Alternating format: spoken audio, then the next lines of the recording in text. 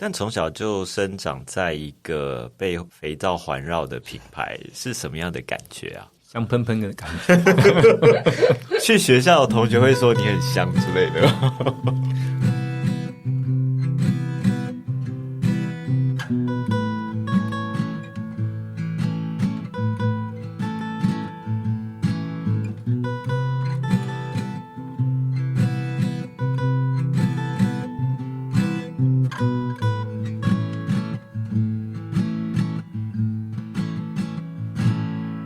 欢迎收听美好生活提案所 Plus。 大家好，我是吴东龙。这是一个发现生活美好的节目，从设计观察出发，从产业、艺文、休闲和创作的不同主题，透过灵魂人物的探访，和我们一起分享让生活变美好的人事物。是不是很多人跟我一样，洗澡的时候还是习惯用肥皂而不是用沐浴乳呢？今天要跟大家分享一个由日本人创立，然后由台湾人把它发扬光大的肥皂品牌，甚至于很多观光客到迪化街必买的台湾伴手礼。来跟我们分享的是这个品牌的第3代，也是行销总监。我们欢迎大春炼造的李国荣，欢迎国荣。Hello， 东龙老师好。先跟我们介绍一下你自己。各位观众大家好，我是国荣，我是目前大春炼造的第3代传人。那我们最早就是发迹于大稻埕迪化街这里，目前也是深耕于大稻埕，努力的想要把我们的品牌再次的擦亮。早期也是在台湾小有名气啊，当然最近这几年也是重新回到市场上，我们在努力曝光我们，然后去跟大家去沟通我们的一些品牌理念。是，刚才讲到是第3代，但是这个品牌最早从1923年，应该是说大春这个品牌，对，从1923年开始，那时候是日本创立的一个品牌，对吗？没错。那早期台湾其实在清洁习惯上比较单纯一点，都是用，应该大家都有听过叫茶抠，就得抠。那以前的人在是日文吗？不是，它是中文。它的来源其实就是一般在榨油的过程当中剩下的果皮。那听说那些果皮它有含一些可以清洁用的一些成分，所以就会拿来洗身体或洗衣服之类的。那当时因为这种文化在台湾是比较普遍的，那肥皂相对的是比较少。那后来日本有人有发现说，台湾人的妇女很喜欢洗衣服，但是洗完衣服发现说清洁自己的习惯反而没有这么的那么好。那也因为早期的一些清洁习惯不是这么好的状况下，常常会有一些疫情啊，或像霍乱之类的。那日本觉得台湾人其实在清洁习惯上没有用到肥皂的话，应该会状况更糟，所以就将这样的文化带入到台湾。当时也带入了澡堂的文化。那后来肥皂就在这位我们的创始人叫井上全七，他是一位日本人创立了这个一个公司，同时也创立了大春这个品牌。那最早期品牌是叫大春石碱，那石碱其实就是肥皂的意思。最早的品牌是叫大春石碱这样。当然接到我们台湾人接手以后，改成大春炼造。对，大概是这样。是，如果讲到第1代的话，就是爷爷嘛。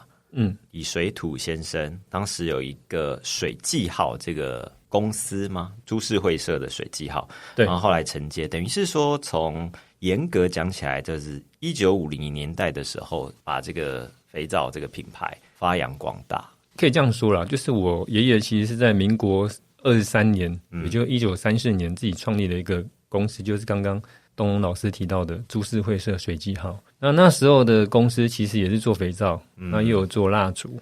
听我一些长辈他们在说，我爷爷其实早期有做一些杂货店，所以我们就大概知道说，早期爷爷的生意的范围稍微比较广泛一点。那水记号也有做肥皂之外，也有杂货店。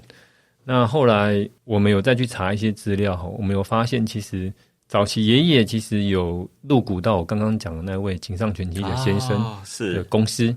也就是说在他们离开之后，我们自然承接这个品牌跟工厂，已经就变成一个理所当然了。本来就是持有这个股份嘛，对不对？对，因为当时的持股里面只有一位是台湾人，那位台湾人就是我爷爷。爷爷真的很有先见之明哎。对，因为听说我爷爷其实做生意非常的厉害啦。是，但是老实讲台湾早期要赚钱很容易啊，基本上。可是他当时就有提说保护环境、人与地共生共存这样的一个概念吗？保护环境这件事情，其实是我父亲的爸爸，也就是我爷爷跟我爸爸讲说，我们的产品其实每一天都会使用到，所以自然我们要对这个环境有一点责任。是，那这句话当然它也是原封不动的交代我们第三代，但我们还是稍微把它美化一点啊，就是对人对地皆友善，其实就是比较直觉的知道说我们的一个精神品牌理念是在哪里，所以我们就稍微做一些小小的修正啊，大概意思是差不多就是这样。但你对爷爷有印象吗？我爷爷离开的时候我才3岁啊，好小，好像还未满3岁，所以其实严格来讲是完全没印象。哥哥比较有一点，哥哥姐姐比较有印象。哥哥跟姐姐，哥哥好像一点点，但姐姐比较有。对，那姐姐那时候好像也差不多6、7岁了。那时候我还太小了啦，所以我爷爷的故事严格来讲都是街坊邻居啊，或是我长辈跟我们讲的，所以也是觉得蛮有趣的啦。对，但就听了很多故事，所以后来就有这个机会承接这个品牌的时候，就觉得爷爷以前就是相对的非常成功啊，那也觉得很荣幸可以再去把这个品牌继续经营下去，也是我们现在第3代最想要完成的一个志业啊，就是至少我们不要让品牌断在我们手上，然后未来也可以想办法看第4代有没有人愿意接。对，因为毕竟坂田品牌在台湾相对是比较少数啊，但迪化街是相对比较多啦。对，迪化街整体的来讲的话，在一个范围里面，品牌这样100年以上是还蛮多的啦。对啊，那我们还算年轻耶，我们那边100年我还算年轻，我们今年才第100年。但是我刚刚讲的那些都是破百的一堆，所以我们还算是刚加入那个3位数字的俱乐部。到2023当然是从这个品牌创立是100年，那中间父亲1979年的时候作为第2代，对，然后那时候就比较多做饭店的这些代工跟礼品比较多。对，我父亲当时因为只有一个人在继承这个家业，一个人就是工厂就一个人吗？是这意思吗？公司一个人？对，公司跟工厂就是我父亲一个人去经营的。一个人？对，跟我们现在差很多了。我们现在4个人在经营，所以我就有时候蛮佩服我爸的。所以当时也可以理解为什么他会选择去做代工这一个领域的生意啊。对，因为品牌老实讲，一定是要像我现在这样一直要对每个人有不同的专长，然后分工合作。对啊，所以如果说我父亲每天都要像我这样一直跟一些品牌交流啊，然后上一些节目，对，要上一些节目，他应该忙到翻掉吧。加上他的小朋友又多啦，压力之下，他也觉得还是以代工为主，因为相对比较稳定啊。所以我父亲其实在做代工这一生意的时候，其实做得还蛮不错的啊。就早期如果以饭店或旅馆业来讲的话，我们大概市占率就到50%以上嘛，因为这高对非常高。所以其实我爸是一个非常传统的人哦，不太能言善道，他也不太交际。所以说不用交际，不用喝酒，不用社交，对，就可以做到50%，这也太好了吧？对啊，所以我就觉得很厉害啊！就是这也算是一个奇迹，因为我们也曾经有跟一些厂商或是跟客人在聊天的时候，他们常会反映就是说，你爸就是一个怎么邀请你爸去喝酒吃饭，他都不出现，他就觉得他就是一个非常传统，就是很认真做的人。但严格讲，他真的是蛮严肃的，比较不苟言笑啊。但他的精神其实在我们第3代里面，我们都觉得他是一个很值得效仿的一个对象。但虽然我们跟他之间有时候聊天没几句，我们就停下来，因为真的不太会聊天，对小孩也一样啊，所以就相对的就交流会相对的比较少一点。但我们小朋友这4位都还蛮尊敬他的。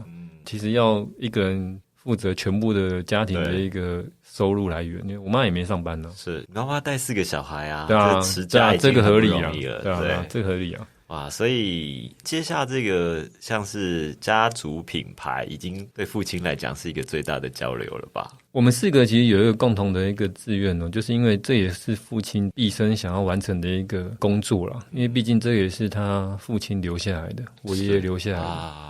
所以他有时候觉得好像这个品牌断在他手上，某部分他也要有一点责任啦，压力好大，对，压力也大啦。那也是觉得说，我们第3代好像也可以完成一个父亲他的想法，好像还不错啦。对，反正也是给自己一个挑战啦，因为毕竟说实在的，品牌真的是相对辛苦啊。对啊，跟代工来讲的话，但从小就生长在一个被肥皂环绕的品牌，是什么样的感觉啊？香喷喷的感觉。去学校的同学会说你很香之类的。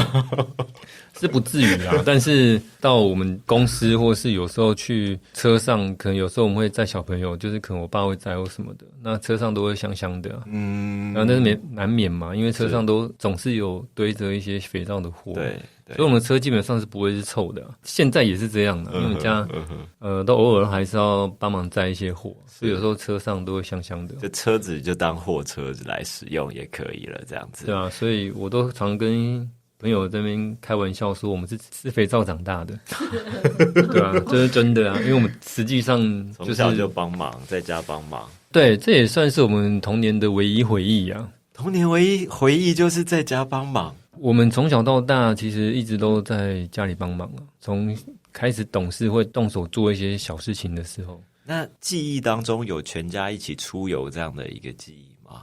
很少很少，我们基本上周末就是加班，下课就是折纸盒。怎么有点想要就是眼眶泛红了？就是其实小时候会觉得有点不平衡呐，就是会觉得怎么大家好像都在玩，为什么偏偏就是要在家？如果小时候是在大稻埕吗？小时候就在大稻埕啊，以前的公司就在我家楼下，是。那后来当然是搬走了。可是邻居也都在忙吧？是不是一条街大家都在忙？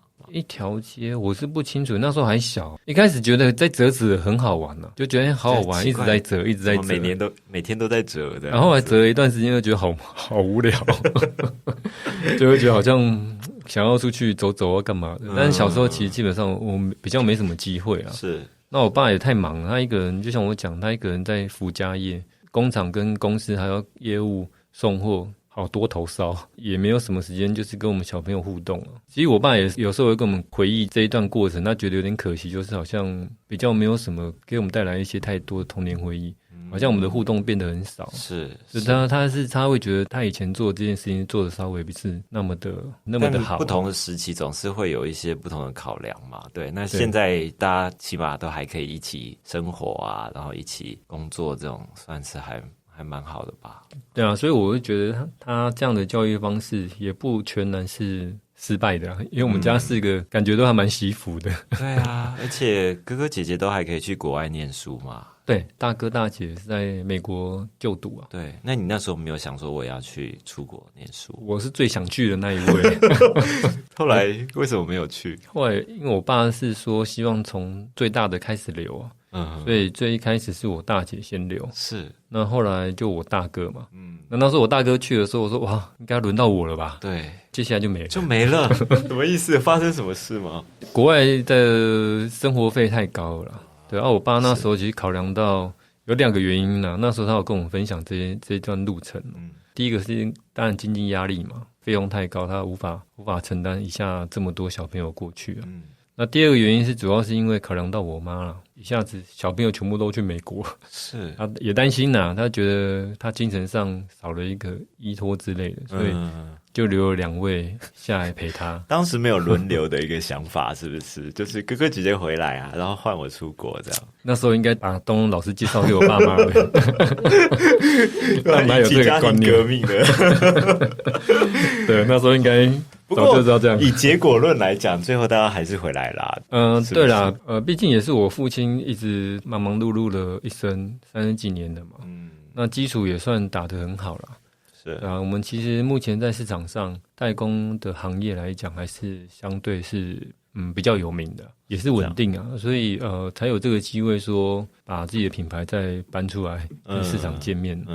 那我们大哥也是考量到说这个基础这么难得。建立的还算很好，所以也就觉得回来帮忙继承家业。我不是第一个回来继承家业的啦，是你哥哥，对我大哥。我是这6年我才回来嘛。那起码你也是做工程师这个工作做了8年，对吗？对，哇，东老师的记忆真好，8年真的很久哎。你大学研究所在念书的时候是念什么？机械。然后是在什么公司上班？这可以讲吗？就是说什么类型的公司？什么类型的公司？在科技公司啊，机械，然后进入科技公司，对，然后工作8年，那时候还有分股票这件事吗？没有啦，已经没了啊。因为后来可能在我工作前5-6年，可能还有机会啊。OK， 对啊。那现在公司基本上也不太发股票了。是，那时候什么战胜了你？就是8年的累积，然后挣扎，然后决定回来。其实我是真的挣扎很久。我那时候我大哥问我要不要回来帮忙的时候，到我决定要回来，总共大概历经了1年吧。你可以拒绝吗？可以啊，当然可以拒绝啊。我们家其实不太会去强迫任何人做任何决定，所以我当时如果拒绝的话，我大哥应该也不会有什么任何的反对啦。所以他是问我自己个人的意愿呢。我决定好要回来，又再拖了1年。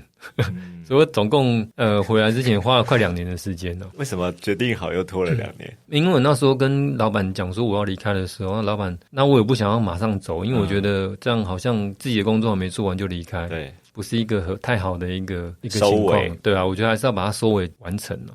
为什么决定会回来哦？原因有大概几个啦。第一个，我是觉得我爷爷其实小时候常听到他的故事，那觉得好像他真的是一个很了不起的人。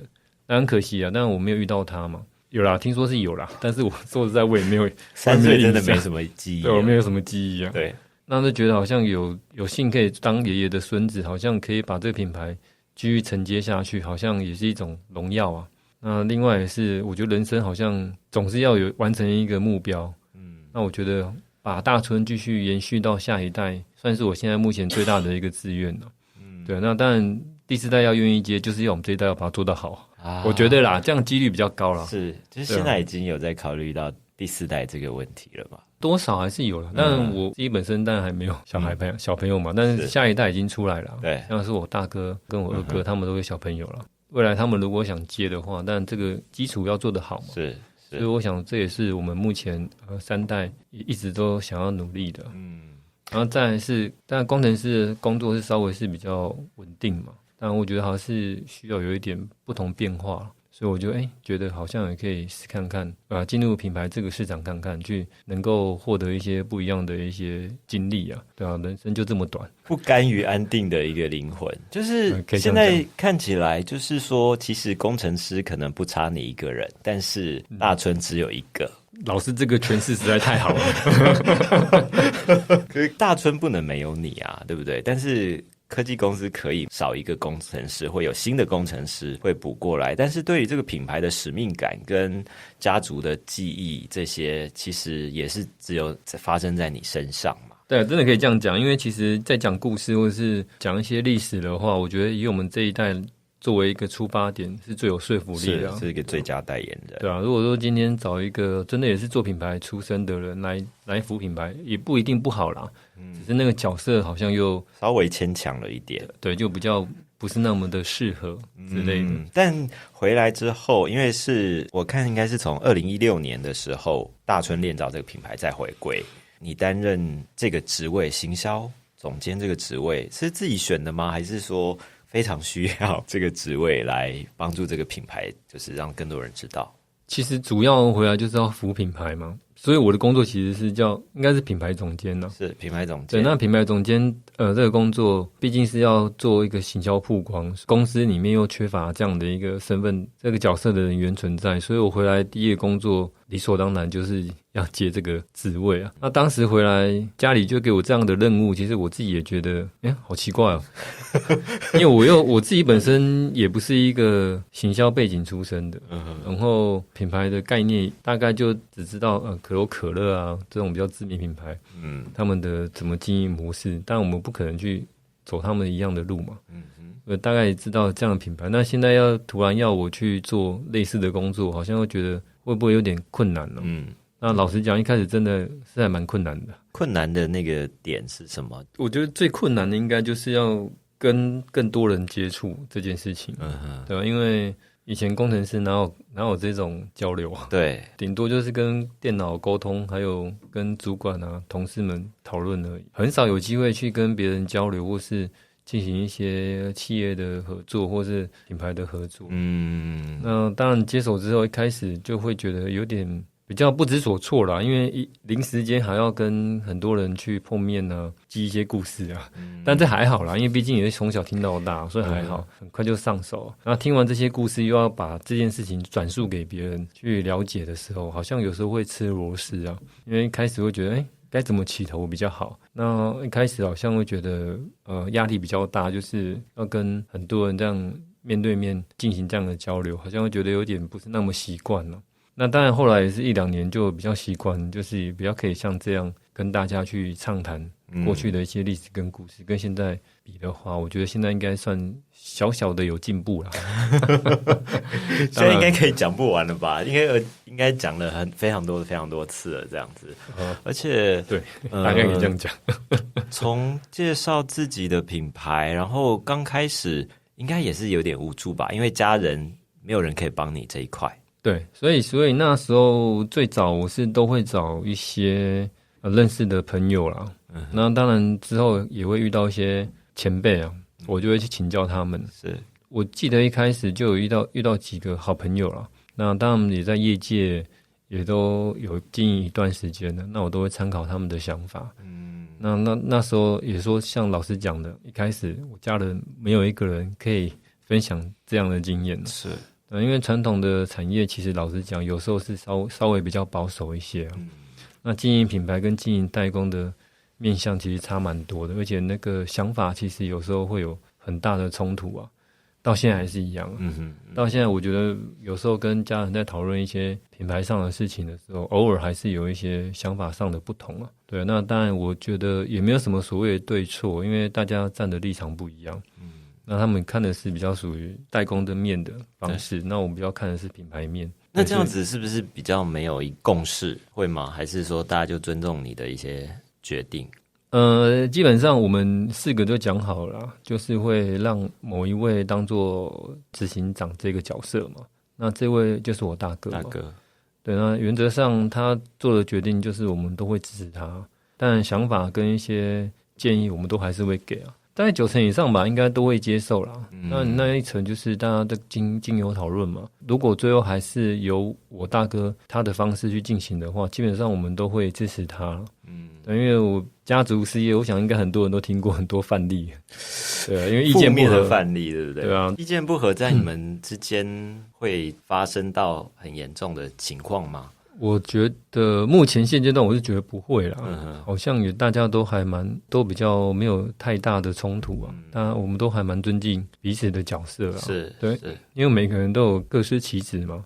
对，那他的工作的范围跟我们的又不太一样。那我们就会尊重他的决定。是，所以原则上不太会有什么太大的冲突啊。执行长有给过你印象当中不可能的任务吗？我大哥有时候他会建议，就我们可以去找一些周边商品去完成，因为毕竟肥皂算是我们主力没有错啦，但其实衍生出来的周边商品相对的也是消费者会注意的地方。那因为毕竟现在物价上涨，台湾其实我们都希望跟台湾的厂商合作，是，那所以量的部分的话，基本上有时候要求太高或是费用太高，那就稍微比较难达标了。因为毕竟我们在经营事业还是会有一些预算上的考量，当然就还是要慢慢的沟通啊。那我觉得这个是可能现阶段会比较困难的，是，也是希望看未来是不是有机会，如果有找到真的适合的厂商啊，有不错的周边商品的话，我们也试着会去开发看看。对，就要不断有新的挑战跟尝试嘛。对啊，我觉得没错，我觉得品牌就是一个挑战。对，那肥皂对大家来讲并不陌生，但是就像我们现在看市面上有很多所谓的手工皂，但是你们是所谓的机械皂，对，那这两个差别是什么？可以跟我们解释一下？其实手工皂跟机械皂最主要的差别就在于制成啊，对啊，所以它的本质上原则是都一样啊，不外乎就是油加碱产生的一个产品啊。是，所以不管是手工还是机械做出来的原料，基本上相对都是差不多的。那主要就差异在我刚刚提到的制成，当然就是大家的配方比较不一样。那当然大家都各有优势啊。我们以我们机械皂的优势来说的话，就是我们品质相对会比较稳定，然后皂也比较不会像用到后期比较容易软烂。这是比较明显的一个差异啊。然后另外是我们的造型会比较多元一点，对，那使用寿命也比较长，对，这个是我们算是机械造一个比较大的一个优势啊。那手工造的优势我就不赘述，因为毕竟比较不一样。我们都会建议消费者，其实没有什么一定都是最适合自己的商品，不管是手工还是机械啊。是。那当然，他今天如果假设对方觉得这个手工皂的品牌产品是比我们还好用，那我们也是觉得很欢迎他们继续使用。那当然我们品牌也不会，我们自认我们的做出来的效果也不会比手工皂来的差。所以我觉得就取决于大家对于产品他自己个人的接受度。当然使用完以后，他觉得我们的产品很好用，那再做购买，所以我们才会有一开始像我们。回到迪化街，我们并不是第一个是用电商的方式跟大家沟通，直接就开实体店面。对，因为实体店面是比较直接能够跟消费者互动，然后另外他们也可以接触到商品，所以这是我们选择开始的最主要的第一个动作。等于说除了开店，等于是品牌的一个重新再启动。那时候怎么样去定位这个品牌的调性或者是风格？那时候有这样的一个想法。有啊，其实我们调性，我觉得老师你觉得你怎么看我们的品牌？对包装来讲的话，我觉得包装确实是很吸引人，然后大家是可以在比较现代的包装里面看到一些很复古的风格，尤其是你们的 logo， 就那个 logo 看起来就觉得它是有一点时代感，然后有一点品牌的经典的感觉。老师你都讲完，我来讲好了。其实我们大概概念就是这样的，因为我们希望能够走到一些比较传统复古的一些概念，然后我们包装也稍微比较精致一点。对，所以我们在送礼这一部分，我们算是我们最早开始就要切入的一个市场了。所以那时候有定位就是一个送礼的文化，然后去推广我们品牌。那另外就是我们的 logo 啊。对 logo 其实真的蛮吸引人的，对，所以我们其实希望能够走就是复古，然后华丽，然后精致的路线。毕竟礼赠品在台湾的市场上还是有一定的需求啊，所以我们希望能够透过这样的一个调性站稳在这样送礼的一个市场啊。对，因为毕竟过去台湾人一直都送的都是吃的比较多嘛，对，到现在还是一样，但是也是希望能够借由这样的一个机会去跟消费者沟通说，其实如果你们真的要送礼的话，或许肥皂礼盒也是一个不错的选择。所以就有这样的一个想法。所以我们一开始就是选择在迪化街，有2个原因嘛。第一个当然是因为我们是大稻埕迪化街起家的嘛。那第二个是在大稻埕这边游客比较多，那送礼这个几率大增呢。等于是跟品牌的定位，就是说，因为你是希望以礼物作为跟人沟通的这样的一个载体嘛，那哪里人多，可能它的成功率可能就会比较高一点。对，人多一定是一个主因嘛，然后第二个还是要以游客啦。游客比较有送礼的一个机会啊。当时的游客想象是台湾游客吗？还是已经会去想说可能会有外国人？我们其实就处于一个地利之便因为我们都是住在那嘛，所以多多少少都可以观察到当时的一些人流是大概什么样的状态。所以那时候其实就有观察到蛮多国际客的那时候国际客到底是日本多还是美国人多倒是不知道，但就时常会看到外国人在我们周边溜来溜去。对啊，所以就大概知道其实我们这边慢慢的应该是属于一个游客会来的一个区域啊。所以就觉得现在如果以这样的这个时间点去进入到这个市场的话，我们觉得啦，是一个不错的时间点所以就在迪化街开了一个实体店了。对，不然小时候迪化街的确热闹过但是在国中之后就稍微没落很多那时候也是因为大家在买东西比较方便，也不一定要跑来迪化街，对，所以人就稍微变得很少，所以有大概10几20年时间，迪化街算是比较没落的嘛。那以前比较热闹就是东区嘛。对，那一段时间比较热闹东区，那后来热闹区西移的状态，迪化街就是其中一个点但你回到大稻埕之后，其实那段期间大稻埕的游客或者是商业活动的状况，其实都还蛮不错的吧？我们第1年是我觉得还好，那可能也是因为我们刚回到迪化街吧，可能很多人还不是那么认识我们。那第2年其实就慢慢的成长，那第3年就成长更多，那第4年就到高峰了。对，那其实基本上我们都是逐年成长了。是，对，但是最后当然是因为遇到那个疫情，所以有一个比较大的一个落差。疫情对你们的影响会是什么？对我们的影响就是游客啊，就是游客没来。对，但是会有非常严重的影响吗？很大。我相信在迪化街在地的店家应该都会有感觉到啦。对，因为那边都是跟游客互动的，所以一般只要游客不见的话，其实业绩成长都应该说业绩整个影响是非常大的。对，当然还好啦，因为毕竟还是有线上的销售，所以当然因为线上跟线下其实差异是比较大啦，所以那时候线下影响很深的情况下，所以这2年其实业绩相对没有这么漂亮。是，那是一定的。那但是在这疫情的3年当中，你们的家族的经营团队怎么看待这件事情，或是有做了什么事情吗？严格讲我们算是受益的啦，因为肥皂其实在疫情当下还是稍微比较被消费者关注到的一个商品所以我们其实本业来讲还是稍微比较好了。对啊，那只是品牌上当然影响比较大，就是没有人啊。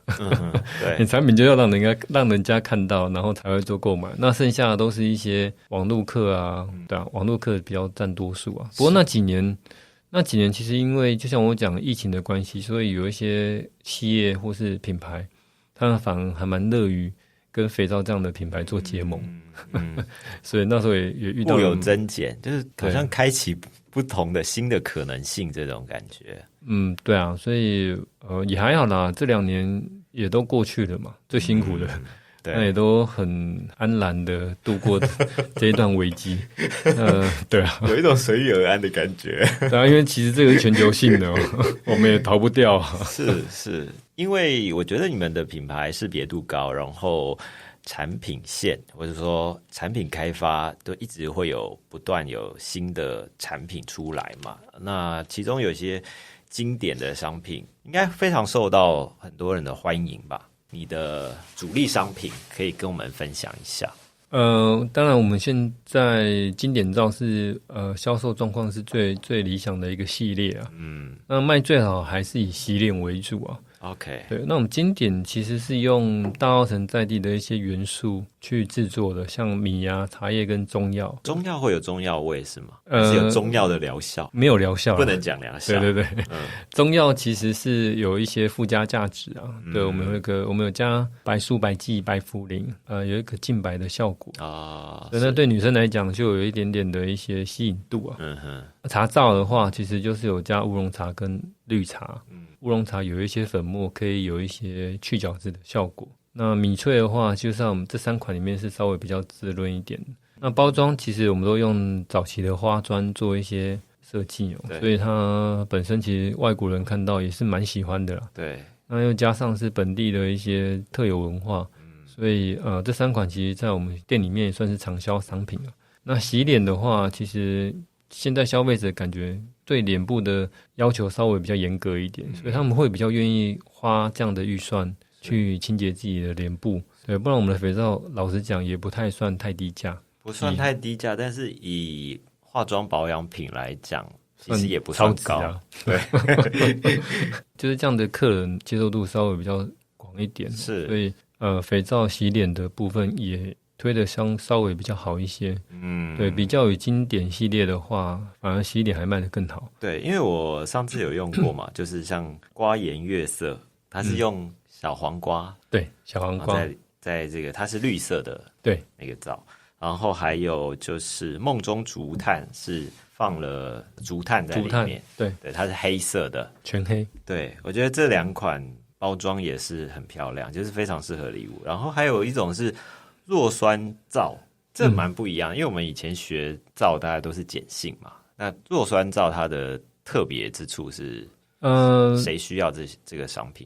敏感肌肤，敏感肌肤的客群现代人其实很多人都面临这样的状况，就是如果用一般肥皂洗的话，可能会过于刺激容易会有干痒的状况。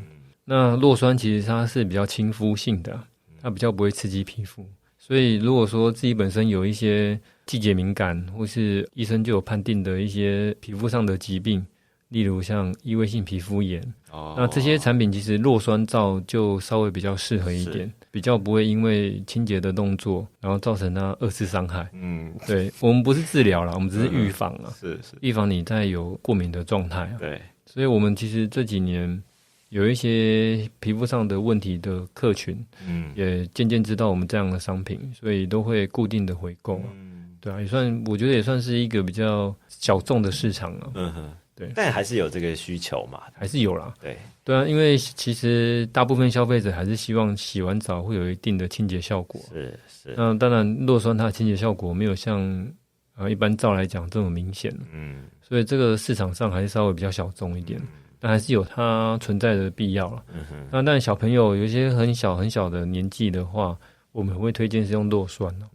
因为这个比较不会造成他皮肤上的额外负担。对，但我看还有另外一种叫做流光三色氨基酸厚颜皂，这个很漂亮耶，它是透明的，里面还有金箔，这太奢华了。这个就是走比较高端的。那我自己本身用完以后，也是我自己的自认是这一块在我们商店里面的商品来讲的话，是洗起来紧实性是最好的。真的啊？它是完全真的不会刺激皮肤哦，它更亲肤啊。所以基本上所有肤质的人都适用啊，但它使用上又比较不一样，可能在洗起来可能要自己体验比较清楚啦。它是比较算金字塔顶端的那一块。对啊，因为我们那一块售价也比较高，比较不是那么亲民。是。但有一些商品我之前确实很少看过，比方说像发皂跟发饼。这个是不是那个我们制作人？就我之前用过你们家的发饼，就还蛮意外的，就是搓上去就是撸2下就撸2圈，然后它的那个起泡量就已经蛮足够，而且不会就是因为你知道外面有一些那种化学性的，你就会觉得有点 over。但我觉得大春的发饼，它的起泡量是刚刚好的。使用者现身说法。对，而且我很喜欢那玫瑰的香味。对，因为我真的没有使用过发饼或者是这样的一个发皂的商品。你都怎么跟客人介绍的？其实发皂不管发皂还是发饼初期开始使用的时候，都会有一点点干涩感。对，这个是可能一开始使用需要去挑战的一个感受啊。像夏天用就很舒服啊。对啊，那为什么我们要推荐这种东西？对，这个东西的特色在哪里？它主要其实会针对你头皮做真正的清洁跟保养啊。是。对，那其实用一段时间之后我们其实蛮多消费者会反映，就是它的出油状态会有改善，比较不会说后面就是可能长期下来觉得头发它的那个异味可能会稍微降低啊，或是比较不会那么常常觉得油头的一个情况。是，所以发皂或是发饼，他们其实比较是针对头皮的做一个清洁跟保养。所以这是我们比较大的一个差异。对，那一般人对洗发这个概念，其实就是要洗头发，洗的是头发，洗的是头发。但当然，他们也同时也会清洁到头皮。但他们用洗发精或者洗发乳的话，其实他们就是一次完成，就是洗发跟洗头皮。对，那当然，发皂跟发饼其实强调是以头皮为主啊。头发的部分的话，以女生来讲我们当然是建议是以发饼为主啊。那发皂是短发的男生或女生。因为发皂洗完是稍微干涩一些，那发饼它洗完就比较不会那么干涩。其实如果有真的实际，现在半长不短怎么办？制作人的推荐是什么？我喜欢发饼。你喜欢发？会有干涩感吗？我自己觉得不会，而且接下来不是我们节目播出之后，其实天气就会越来越热了。对，所以天气热是适合用发饼。应该这样讲因为主要是头皮，如果是油比较容易了解。对，我刚强调，其实还是以头皮为主。然后那时候夏天的时候，可能出油状况比较严重一点。以这样的方式去清洁的话，说不定会更有效果。对，是啊，了解。对啊，那女生其实我还是建议是发饼因为那个干涩感不是每一个消费者都能接受的。对，但是发饼用完还是有啦，不能说完全没有，但是还是如果真的觉得太干涩的话，我们会建议就是搭配一些发油对，你们也有发油，然后也有纯露。纯露是什么？简单来说，纯露其实就是化妆水的一种对，它其实就是经由提炼过程当中的一个副产物对，那它那个烧是比较单纯一点，就是纯的物质哦，所以它拿来当化妆水是相对还不错啦。某些艺人也都蛮喜欢的，像还有什么香水啊这些的。但是我好奇是说，你们这个那么多不同的产品开发，就是说你们是有一个团队不断的在去想说需要开发什么新的产品吗？对，因为毕竟我们是一个工厂的角度在经营品牌嘛，因为早期就做产品嘛。那当然以现在的定位还是工厂为主嘛，所以工厂其实有很大的应该说有很完整的团队啦。我们研发有设计，然后也有一些就是属于检验单位的，还有一些出货的单位嘛。团队算是还蛮完整的所以有要求就是每一年我们还是针对大村要有一些新的产品做这样的一个开发跟曝光啊。因为毕竟现在消费者其实也要求的不像以前那么的单纯一点。那当然现在产品如果越多元的话，可能对他们的选择性会更加的有说服力啊。是，所以我们也是一直都有思考说要推出什么样的商品。那我们今年当然也是会推一些商品嘛。那像今年带来的100周年的肥皂，就是对100年的纪念皂。这也是非常精致的包装对，也是我们第一次使用铁盒的方式做制作。它的概念其实我们是用有一种缅怀我们爷爷的一个想法去制作的啦。因为我爷爷其实叫理水土嘛，那水土其实算是大地的一个成立的一个最基本的要素嘛，有水有土才会有成长嘛。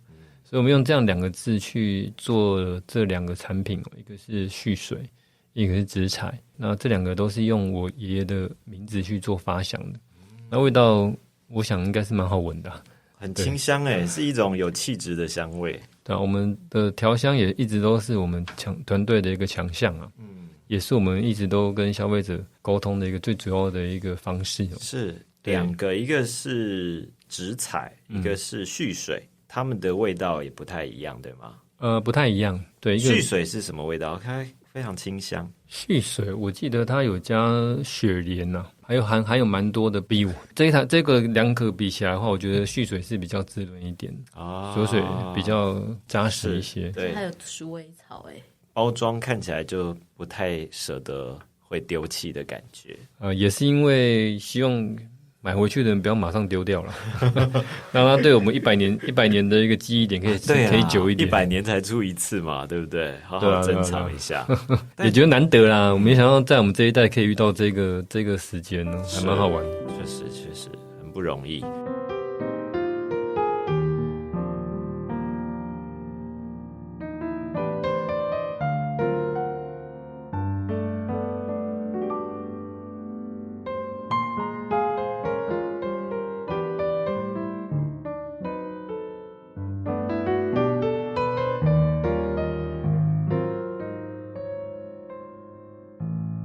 如果讲到这个产品开发，我看你们跟很多不同的企业品牌也有做一些联名，对吧？对，联名这一块，你自己有没有印象最深的合作，就是说特别有趣啊，或者特别困难啊，或者是自己都觉得很满意，就是直接在店里卖好了？其实有印象的好多个啦。那今天可以举几个例子金马奖算是我觉得印象最深刻的一个是。那主要也是因为除了它是台湾最大的电影展嘛，对。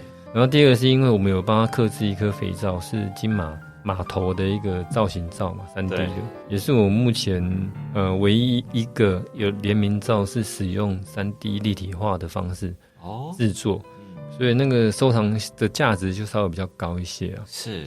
我觉得那一款皂对我们来讲算是一个蛮大的挑战，因为当时我们也想说，我们有办法做出这样的肥皂造型吗？结果我们还真的把它做出来。它真的是你拿他的讲座去扫描吗？还是没有，我们自己画的。对，自己画的。对，这刚好也是因为我是工程师啊，还有机会把这个图画出来。那时候我也没有什么把握说画出来会像嘛，结果画出来我觉得还蛮像的。然后后来就把它开模也很成功啊，那做出来肥皂效果就很精致跟完美啊。对，所以在那时候其实媒体在报道的时候看到我们这一颗肥皂就觉得特别啊，因为我们毕竟是当时唯一一个做成3D 的产品，对，其他都是比较属于那种平面输出或是雷雕的方式制作。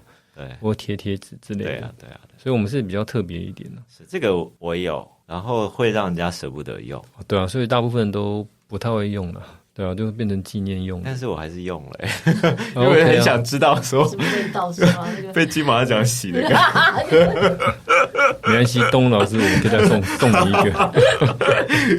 不过那个是算是一个非常经典的。那还有什么是你觉得是有趣的合作，是自己没有想过？还有一次是跟日本的一个阪神虎合作，对，那我觉得也是蛮特殊的。跟阪神虎合作，为什么会有这样的一个机缘？对，棒球这个其实就真的蛮巧的因为我们在日本，我们有个代理商嘛，那他在日本有去参加一个展览。那展览的过程当中，好像阪神虎的可能是类似采购的职位的人在现场看到我们，然后看到我们的创始的年代跟他们很接近哦，他们好像是1924年了，如果没记错的话，好像是1920年代左右的。对对对，他们那时间上他觉得很接近啊，然后就有稍微深入了解啊，然后觉得是台湾来的，然后又是做肥皂，然后又跟日本有一点渊源。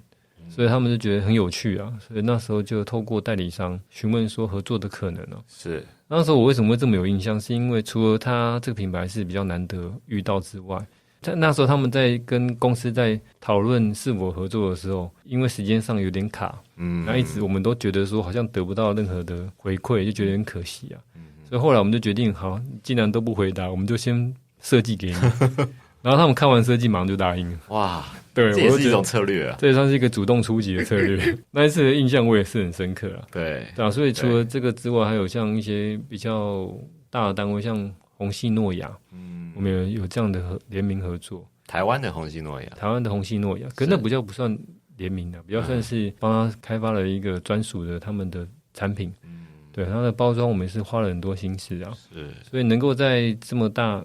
应该是这么有，我觉得如果以这样的温泉会馆来讲的话，虹夕诺亚算蛮指标的嘛。是，而且是日本的品牌嘛。对啊，又可以进到这样的一个单位，好像还觉得蛮酷的，是蛮有趣的。你们就还蛮开放很多的可能性嘛，对不对？跟品牌合作或者是联名，基本上因为你们有强大的后盾，所以好像没有什么制造上面啦，在开发生产上面有太难的地方。肥皂对我们来讲不会是困难点，对。那我觉得比较困难是要设计出来大家双方品牌都能够认同的作品，稍微比较困难。是对，因为毕竟都挂上双方的品牌，那当然也要考量到对方的想法，也不是都全然以我们为主啊。在这个过程当中，当然还是需要有一些就是讨论嘛，然后也会有一些总有会被打枪的时候啦。对啊，那当然这个被拒绝以后，我们还是要再提下一个案子，应该下一个提案的时候，这个过程当然是稍微比较辛苦啊。这些都是你的工作范畴，对吗？设计吗？比方说提案啊，提案是啊，对，但是设计不是我了，设计不是我了，我没那么厉害。但我看到还有一个，现在还有吗？就是订阅制的一个方式，对，订阅制这算很特别吧？照类来讲，我们应该也不是第一个这样做的啦，但是我觉得。目前我觉得还不错因为是客人接受度蛮高的是因为我们给的自由度其实相对比较高一点就是我们都可以让他任意选择，我记得是19种吧，就可以让他每个月都有不同的肥皂可以使用，所以这个我们也是目前蛮主打的一个方式啊，是因为毕竟我们产品老实讲就是真的很注重包装，但是很多消费者回馈是说我只需要用肥皂，不需要包装，所以我们有开发了这样的一个系统，让消费者自己决定说，我这个月我要用什么，对啊，所以我觉得这个目前推起来我觉得还不错啦，那接受度也很高，那也慢慢一直在成长当中。对，这蛮有趣的，就是你好像订几期，然后会寄到家里来，对，我们就直接寄到家里，你也不用跑去什么便利商店。那有些客人会用便利店，也有可能就让他自己选择了解，对，我们有开放就是便利店跟那个宅配的服务啊。以你自己目前的生活来讲，你的浴室里面有很多种香皂，每天换不同的香皂来使用吗？肯定啊，我都是一皂到底啦，对啊，基本上就是这样，就是洗一皂到底是从头洗到脚吗？是这个意思吗？对啊，包括脸这样子。对啊，但是很奢侈的感觉。就是当然对啊，我们会针对不一样的部位去清洁，洗头就用洗头皂嘛，洗脸用洗脸皂，洗身体用洗身体皂。是，所以我们家肥皂是不缺的，就是这个。那你自己最爱的一款是什么？不能说都喜欢，如果就是或者说最常用的一款。老实讲，我们其实真的是都喜欢，因为我们皂都是直接用，因为我没有刻意选择啦，就是看工厂它有时候有什么多的肥皂，我们就拿回来用，所以原则上我没有什么挑啦，对我来讲都很好用，对啊。那如果真的要讲的话，我个人是比较喜欢茶萃跟瓜颜悦色啊，因为这两款也算是我们比较主力的商品了，是，对啊。如果真的要第一次接触我们品牌的话，对。又对我们这么陌生，想要第一次的认识我们，那或许茶萃跟瓜颜会是最好的选择。对。那以品牌目前来讲，就长久来说，未来还有什么想要特别挑战或者是愿景吗？挑战哦，我觉得目前我们合作的单位就是蛮多都是属于还不错的，像是我刚讲金马奖或是一些不错的单位跟品牌嘛。那我当然比较可惜，现在好像还没有跟精品合作过就是 Gucci 啊，或者酒类是有的，但是酒类精品还没有。对，酒类有，酒类是跟 Whisky 嘛，对啊，那好像跟这种名牌的，好像目前还没有许愿，对，我要许愿，希望有机会可以跟这些像 LV 啊、Gucci 啊、Chanel 但我当然知道这个是相对难呐，那个难度是更高。不过我们之前也是有跟法拉利合作过了，是，可是法拉利那个是比较属于是针对贵宾礼的开发，对，而不是真的跟他联名，只是帮他开发一个法拉利，但这样的机会其实也是稍微比较少了，对，但也是蛮有趣的啦，很期待如果有跟这些精品品牌合作的话，从包装到味道到功能，其实都应该还蛮有趣的，蛮令人期待的。对，因为毕竟也是我们走的也是精致路线呐，我相信如果能够跟这些精品合作的话，也算我觉得应该调性也算是比较一致啊。那现在对国荣来讲，你对于工作里面最喜欢是哪一部分？我觉得就是每天都会面临不一样的挑战，很好玩啊，真的吗？对啊，因为就像我讲，一开始会想要离开原本的工作，也是因为没有挑战了，是不是没有挑战，挑战一直都在，但是就是不一样的挑战，就一直都不一样。那以前的挑战都是一样的，就是比较针对产品的开发跟里面的制作，但是现在挑战其实不太一样，各式各样，各式各样的有时候是企业合作，有时候又是要开发自己的商品，有时候又是要针对今年的时程。要安排不一样的规划，我觉得这个都是不一样的事情啊。对我来讲是比较多元一点，比较不会那么 routine 的工作了。那现在工作里面有时候会出现工程师这样的一个身份吗？或者说你会想到过去工程师的这个职涯当中所累积到的哪一个部分是在你现在工作里面有可能就画图啊，就画图，对啊，画 3D 图，都画 3D 图啊。现在家里的肥皂基本上都是我画的，所以如果大家想要挑战一下国荣的 3D， 就是要出一些比较难的题目来。对啊，但我老实讲，也不是到工业设计的程度啦，所以有一些太曲面的，我也可能会稍微遇到一些困难。不过金马奖的马都可以画，应该其他不会到太难吧？这个很难说，保留就是之后还有可能更多的挑战会出现。就是画图，我自己也觉得蛮好玩的每次那个图画出来，会有一种不一样的成就感。可能我那个血液里面还是有一些工程师的一些 DNA 在吧？是，所以我觉得那个画图好像还蛮好玩的。你可以想象说，也许在这个品牌现在是100年嘛，那可能150年的时候，还是可以看到你在这个品牌的旁边出现。在50年我都90了，希望呢还在啦。当然有这个机会能够去欢庆150周年的话，我觉得这也算另一个里程碑了。是，那也非常期待，就是大纯炼造有在你们团队的家族的一个努力之下，它算是一个台湾的品牌，然后我觉得它有很多的可能性，期待大家未来可以看到你们更多更有趣然后更有创意的一些作品。谢谢国荣，我们也希望谢谢